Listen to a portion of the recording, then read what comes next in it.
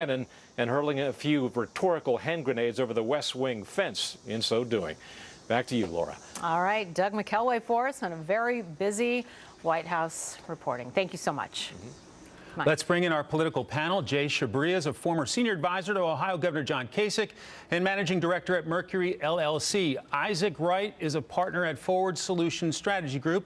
Gentlemen, thanks for being here.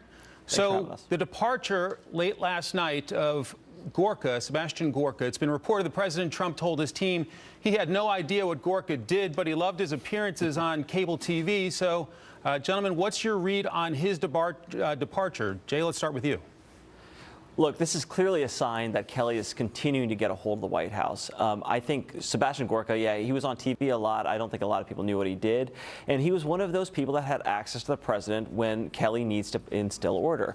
I think for the American people to look at this and the moves that have happened in the White House recently, anything that lessens chaos in the White House is good for the country. So this is a very positive move and something that I find very encouraging.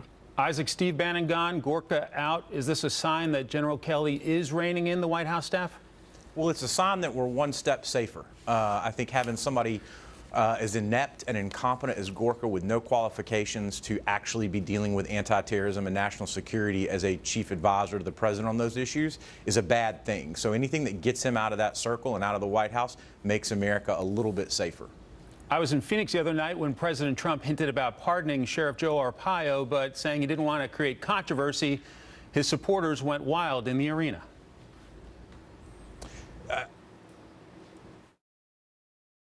Bigot. I don't think anybody questions that. Those are matters of public record and public fact.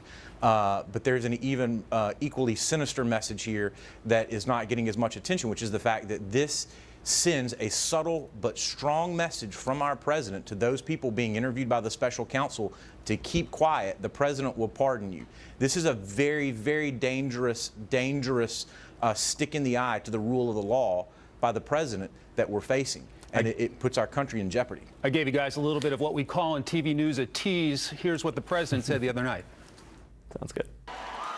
But I won't do it tonight because I don't want to cause any controversy. Is that okay? All right? Sheriff Arpaio called into Sean Hannity's show last night and offered this reaction. I'm not going down without trying to defend myself to all those people that don't like what I've done. After all these years, 55 years in law enforcement around the world, and here I am on the defense table because they wanted to do everything to get rid of me, certain people, and I'll discuss that more next week. So what about the timing of this, Jay? Look, I think what happened here is the president on the other night said he's going to have more troops in Afghanistan.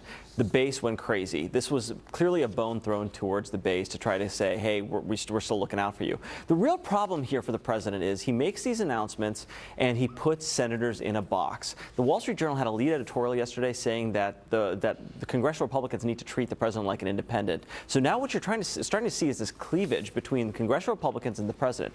My question is, what's the end game? How are we going to get legislation passed? Because the Congress needs wins before they go in the 2018 election, and the president needs wins too. But clearly, he is looking at the base. The Congress is trying to pass things. I don't know where this is going to end up because this does not seem to be a very sound legislative strategy. Jay Chabria, Isaac Wright, many thanks for your time.